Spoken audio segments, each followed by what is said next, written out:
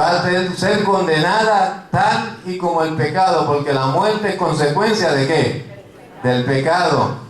El pecado, y la muerte va a ser echada, castigada también allí y condenada como es el pecado. Y entonces el Hades, que representa el abismo o representa el infierno, también va a ser condenado, porque dejará de existir, porque el pecado deja de existir sobre la faz de la tierra. Y al dejar de existir el pecado, pues estas dos van a parar al lago de fuego que fue preparado. Aquí hablamos bien claro: y el que no se halló inscrito en el libro de la vida fue lanzado al lago de fuego.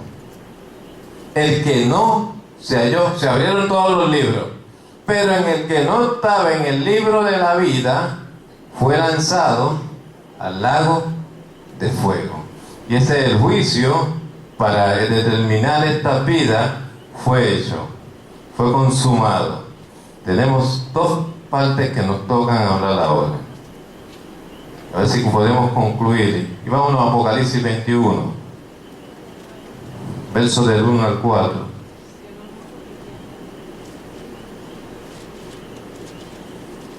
Es decir, llevo con mi Biblia Apocalipsis 21. Y alguien que se ponga en pie y lo lea. Hermano Carlos, gracias. Apocalipsis 21, verso de 1 al 4. Vi un cielo nuevo y una tierra nueva, porque el primer cielo y la primera tierra pasaron, y el mar ya no existía más. Y yo, Juan, vi la santa ciudad, la nueva Jerusalén, descender del cielo de Dios, dispuesta como una esposa ataviada para su marido.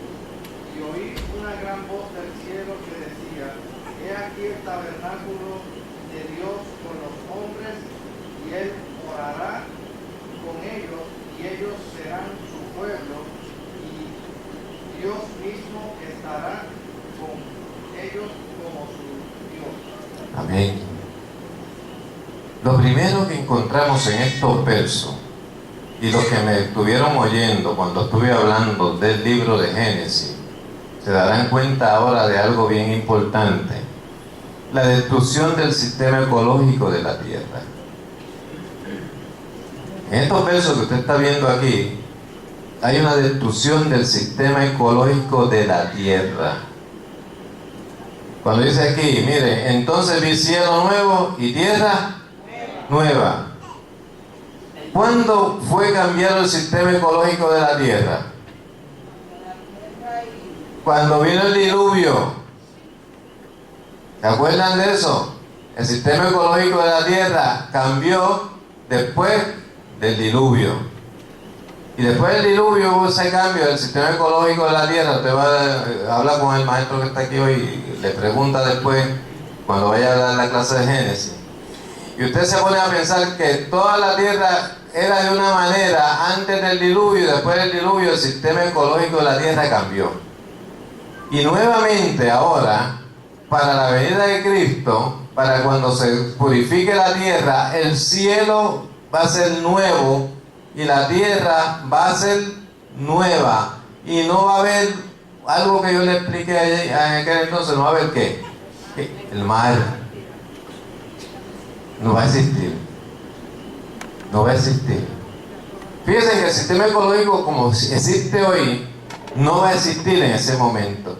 Se va a reorganizar de otra manera, y Dios lo va a reorganizar de otra manera, pero no lo va a reorganizar como lo reorganizó anteriormente por una etapa, sino que ya está reorganizado, y va a destruir el próximo. Entra el sistema nuevo puesto por Dios, creado por Dios, cielo nuevo, tierra nueva, porque la tierra primera había pasado. Porque ¿qué le pasaba a esa tierra?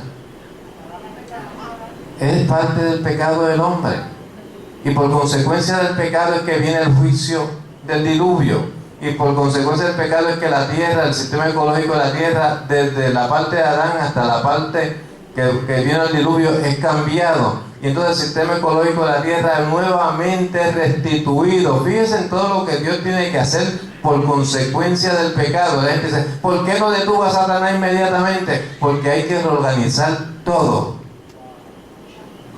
Todo hay que reorganizarlo. O sea, el pecado no dañó solamente la estructura humana, sino que dañó tantas cosas que usted no se imagina lo que el pecado dañó. Y lo que hay que reconstruir para volver nuevamente a que las cosas vuelvan al orden de la santidad de Dios. Ahora, fíjense en lo que estoy diciendo. Usted tiene unos conceptos de santidad en su cabeza. Usted tiene un concepto de que la santidad es de esta manera, pero fíjense en que el orden de santidad de Dios hay que reconstruir todo. Hay que cambiarlo todo, porque todo está contaminado con el pecado de la Satanás. Pregunta. ¿Alguna pregunta? Yo sé que he dicho muchas cosas rápidas hoy. Y yo, Juan, vi la santa ciudad. Dígame, hermana María. Bueno, les voy a decir algo bien claro. Si fuera simbólico, si las cosas fueran simbólicas, Dios no hubiera permitido la revelación al hombre. Y si el pecado no existiera sobre la faz de la tierra, tampoco tampoco Dios juzgaría al hombre.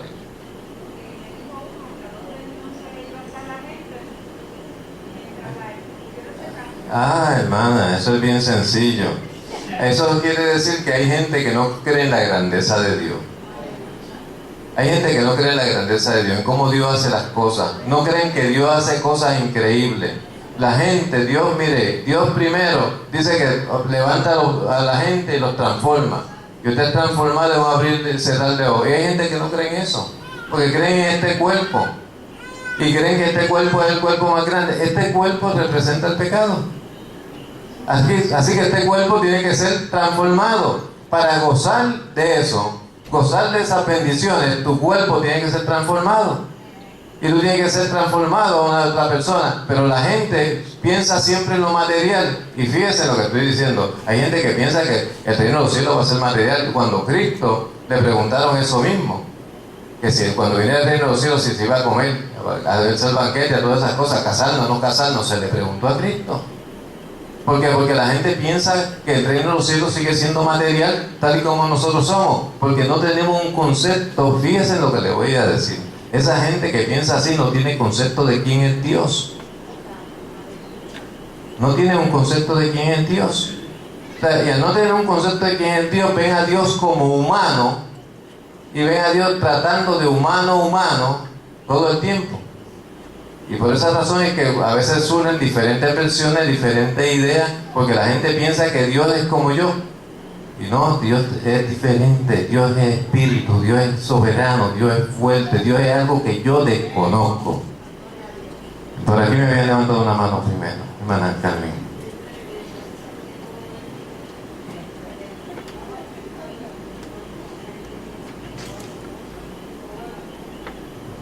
Exacto. Y yo hago todas las cosas nuevas.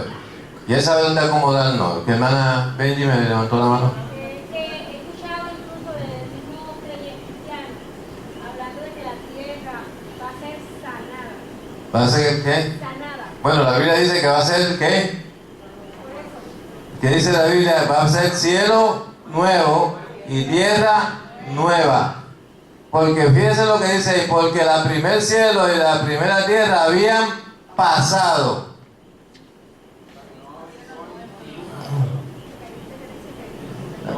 El sistema yo no lo sé.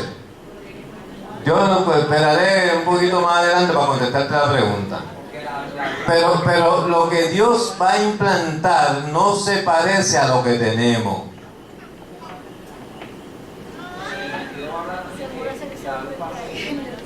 Sí, Él va a ser la luz, porque acuérdate que ahí estamos hablando de lo que Él representa para la iglesia y lo que representa para nosotros. Ahí es donde hablamos sobre lo que Él representa.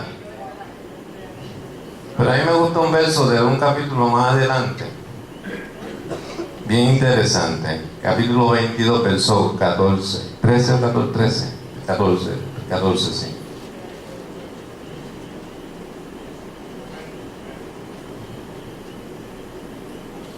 Ese verso dice: bienaventurados los que lavan su ropa para tener derecho y para entrar por la puerta. Oh, bienaventurados los que ¿qué? Lavan su ropa para tener derecho al árbol de la vida. Oh, oye, todavía hay algo más especial más allá. El libro de la vida y el árbol de la vida. En el huerto de Edén existían dos árboles. ¿Se acuerdan? ¿Cuál era? El del bien y el mal. ¿Y el árbol qué? El hombre escogió ¿cuál? El del bien y el mal. Y bien mal que escogió. Bien mal que escogió. Entonces ahora aquí dice que el que lava su ropa, sus vestiduras son blancas, que ha sido purificado por la sangre de Cristo, que ha recibido la salvación, que disfruta, tiene derecho ahora a tomar ¿de qué? Del árbol de la vida, de lo que el hombre despreció al principio. Por eso es que el pecado tiene que desaparecer en su totalidad.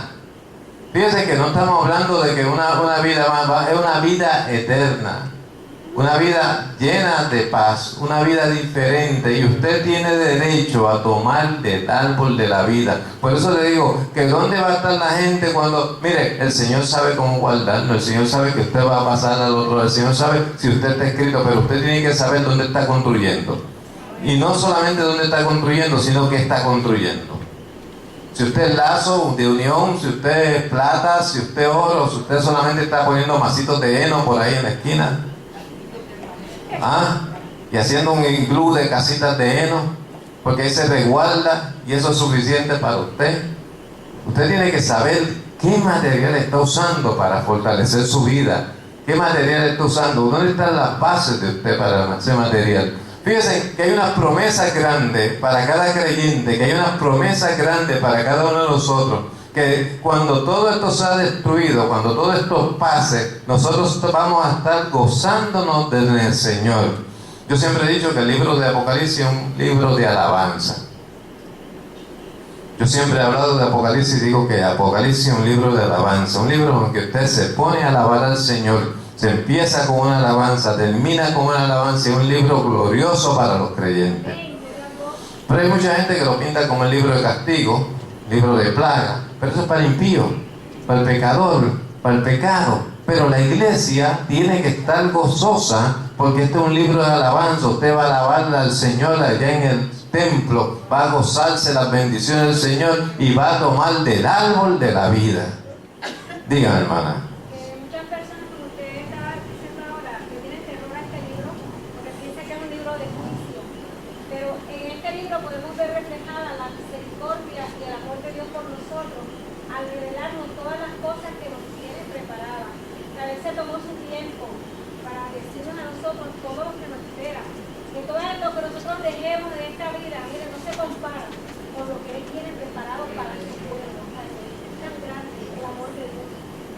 Mucha gente no lo comprende este libro, como dice usted, hermana, porque lo ven como un libro de castigo.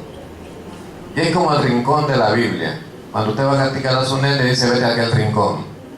Y la gente ve el Apocalipsis como el rincón, no lo ve como el libro de victoria de la iglesia, de victoria del creyente. Sí, van a pasar unas cuantas cosas sobre la faz de la tierra, y hay muchas especulaciones sobre lo que va a pasar, lo que no va a pasar. Nosotros estamos viendo que estamos acercándonos a unos tiempos malos. Estamos viendo que las cosas están cambiando día a día, que las iglesias van cambiando diferente, que la religión católica, apostólica y romana se está convirtiendo en un gobierno sobre la faz de la tierra, y que lleva pasos desgigantados haciendo esto. Y estamos viendo eso en este tiempo. No sabemos cuándo vendrá el Señor y cuándo sucederán estas cosas, pero sabemos que la venida del Señor está cerca.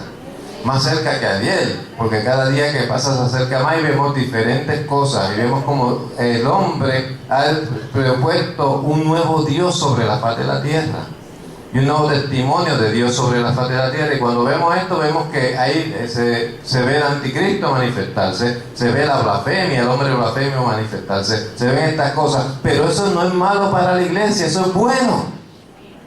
Porque cuando usted vea eso, usted tiene que buscarle al Señor, para buscar su construcción, buscar su base, afirmarse en el Señor y saber que su Redentor está cerca, que el momento de su redención está cerca. Pero hay gente que ve el Apocalipsis con temor, con miedo, porque sus obras son malas. Si usted ve este libro con miedo es porque usted no está preparado para vivirse con Cristo. Si usted ve este libro con temor es porque usted no está preparado su corazón para enfrentarse al Señor. Porque usted dice, ¿en qué libro estará escrito? Porque hay otros libros. Usted leyó que hay otros libros, ¿no? Pero hay un solo libro donde usted está escrito. Pero hay creyentes, personas que vienen a la iglesia que no saben en dónde está su nombre escrito. Ustedes no saben, hay veces que no lo saben, y como no lo saben, pues entonces encuentran esto tan terrible. Yo voy a pasar por esto, yo voy a angustiarme en esto, yo voy a sufrir esto. Y ese sufrimiento no lo hace crecer en su fe. Y si usted piensa de esa manera, está pensando de esa manera, tiene que entonces reconciliar su vida con el Señor. Buscar una reconciliación con el Señor para que el Señor le traiga paz y se levante nuevamente y entienda que el Apocalipsis es un libro de gozo para los salvados. Es un libro de victoria para la iglesia. Es un libro de victoria para cada uno de nosotros. ¿Alguna pregunta? Hermana Irene. El otro día usted puso algo en términos de lo que es la iglesia y lo que es la congregación. Y hay unas cosas que a veces el pueblo se expresan, pero pasan como por alto, como por desapercibidas las implicaciones de esa aseveración, y nosotros el preguntarnos qué somos dentro del conglomerado. El otro día cuando estuve déjenme buscar mis notas anteriores, porque están aquí todavía. Expusimos aquí que hay dos tipos. Nosotros lo que se va con Cristo es la iglesia. Expusimos aquí que la iglesia es la que se va con Cristo, pero que dentro de la iglesia hay otra cosa que se llama congregación. Expusimos el otro día aquí y comparamos el trigo y la cizaña. Estuvimos hablando del trigo y la cizaña, y quiero aclarar esto bien sencillo, porque lo que hizo fue un toque de un estudio bíblico bastante profundo. O sea, esto fue solamente una pincelada de un estudio bíblico de más profundidad. Cuando toqué este punto aquí, que sé que muchas personas lo oyeron y se enteraron y le movió el corazón, esto le movió el corazón a muchas personas aquí. La iglesia es la que ama a Jesucristo y trabaja por Jesucristo. Y la iglesia no la mueve nadie. La congregación, que es parte de la iglesia, el conglomerado de personas que vienen a la iglesia, no representan a Jesucristo, sino representan sus propios intereses, su propia vida. Ni siquiera construyen en los fundamentos de Jesucristo. Son personas que son amigos del Evangelio dentro de la iglesia. Como parte de esto le quiero decir, posiblemente algunos tengan el fundamento de Jesucristo sin construcción ninguna. O sea, crean en Jesucristo de corazón, pero no hagan nada por Jesucristo. No hagan nada por Jesucristo. No hagan nada por Jesucristo. Su mayor tiempo posiblemente sea tener peleas y problemas con otras personas y venir a la iglesia todos los domingos a que se le ore por solucionar sus problemas. Posiblemente sean de ese tipo de personas. Hay otra característica dentro de la iglesia, que la iglesia de Jesucristo tiene una unión a través del Espíritu Santo. Este tipo de congregación no tiene la unión a través del Espíritu Santo. Vienen cuando quieren y van donde le da la gana. Y son parte de la iglesia. y hacen lo que quieren. Usted puede ser que venga un mes a la iglesia y usted lo vea ferviente en la congregación, cantando gozoso, y de repente desaparezcan 4 o 5 semanas y después aparezcan otra vez. Su compromiso con Jesucristo es flojo, por no decir malo, flojo. Y eso fue lo que las características que hablé. Cuando Cristo venga, dicen que los ángeles del cielo van a separar el trigo de la cizaña, porque se van a llevar el trigo, que es la iglesia, que es lo que viene a buscar el Señor, que eso es la base que viene a buscar el Señor, la iglesia. No es la congregación. Mucha gente dice, yo estoy en la congregación. Pues usted se congrega, pero es la iglesia, los que aman a Jesucristo, lo que su fundamento es Jesucristo, lo que su amor es Jesucristo, los que construyen sobre Jesucristo. Y otra cosa que la iglesia trabaja para Jesucristo. Trabaja para Jesucristo. Y la característica de la iglesia, las principales, no le voy a dar el estudio completo, solamente le voy a tocar las principales, porque ustedes, pues yo solté eso aquí, como que algunos me dijeron, pastor, ¿usted está seguro? Yo sí estoy seguro, porque la Biblia habla mucho de eso, la Biblia habla mucho sobre ese asunto, y a veces nosotros lo pasamos por alto, a veces lo pasamos por alto. Pasamos por alto muchas veces. Cuando la Biblia habla, que el libro 4, capítulo 4, los Hechos, de que todas las cosas le eran común a los que estaban en la iglesia, fíjense, y la multitud de los que habían creído era, versículo 32, capítulo 4, verso 32. Y la multitud de los que habían creído era de un corazón y un alma. Un alma. O sea, los que creían, las características de la iglesia se basan en esto. Ninguno decía hacer suyo propio nada, de ninguna posesión. Ninguno pensaba en lo que tenía, ni en lo que iba a tener, ni nada. Lo que su amor, su visión era Jesucristo. Y esas son las características de la iglesia. Están aquí. Y búsquenlas más adelante, se las va a encontrar en la Biblia en muchos sitios. Y Alicia ahorita habló sobre algo, leyó ahorita algo que habla sobre las características del creyente. Y miramos la base, la iglesia tiene que tener un solo sentir. Oigan bien, hay un solo espíritu, hay un solo Cristo, hay un solo sentir en la iglesia.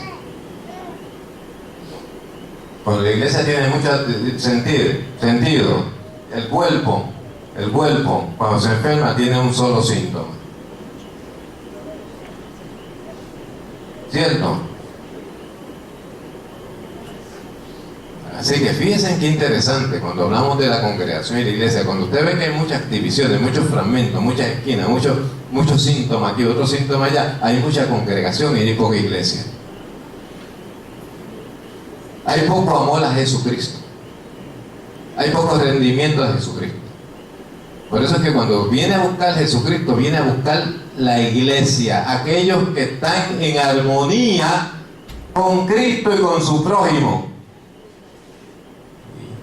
Construyen oro, construyen plata, construyen piedras preciosas.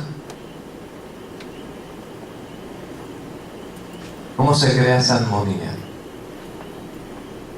¿Cómo se crea esa armonía? A veces nosotros nos pasamos por alto. Ustedes me buscaron con esto, pero voy para el estudio 2 o 3 puntitos. Nada más. 2 o 3 puntitos, 2 o 3 puntos nada más. Voy a tocar 2 o 3 puntos nada más sobre esto.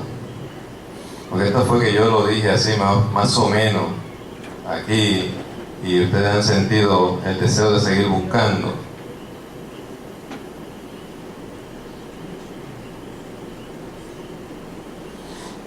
En el capítulo 14 de Romanos, verso 7, dice: ninguno de nosotros vive para sí y ninguno muere para sí. Si vivimos, para el Señor vivimos, y si morimos, para el Señor morimos. Así pues, sea que vivamos o que muramos, somos del Señor. Fíjense qué interesante. Es un verso bien interesante, sumamente interesante. ¿A quién usted le pertenece? ¿Cuál es su sentido de pertenencia? ¿Cuál es el sentido de pertenencia suyo? ¿A quién usted le pertenece? La iglesia le pertenece a Cristo. Y el que está bañado con la sangre de Cristo, no le interesa nada más que Jesucristo. Miren que el verso, léanlo, ninguno de nosotros vive para sí mismo. No, si vivimos para el Señor, muramos para el Señor y morimos para el Señor. Porque usted le pertenece al Señor. Si su fundamento, dentro de la base de su fundamento, el fundamento de la iglesia es Cristo, su vida tiene que estar atada a Cristo, viviendo con Cristo. Concluyo. ¿O hay alguna pregunta? ¿Hay alguna pregunta? Esos son unos hits, nada más. Unos pequeños hits sobre lo que es la iglesia y lo que es la congregación. Cada día uno aprende y el Señor pues le revela ciertas cosas. Esta noche pues hemos concluido con el libro de Apocalipsis. Tenemos en la base 2 o 3 capítulos más que cubrir del libro de Génesis para luego entrar en otra materia. Y queremos, gracias al Señor, ya el estudio de Apocalipsis, creo, hermano, cumplimos con lo deseado. Hay que volver a repetir. ¿Hay que volver a qué? Ya tenemos el estudio de Apocalipsis que no hemos cumplido. Hemos hecho una etapa para hablar sobre el estudio de Apocalipsis. Hemos hablado sobre la iglesia, sobre el crecimiento cristiano y hemos traído 2 o 3 puntos muy brillantes sobre Apocalipsis. Espero que les haya gustado.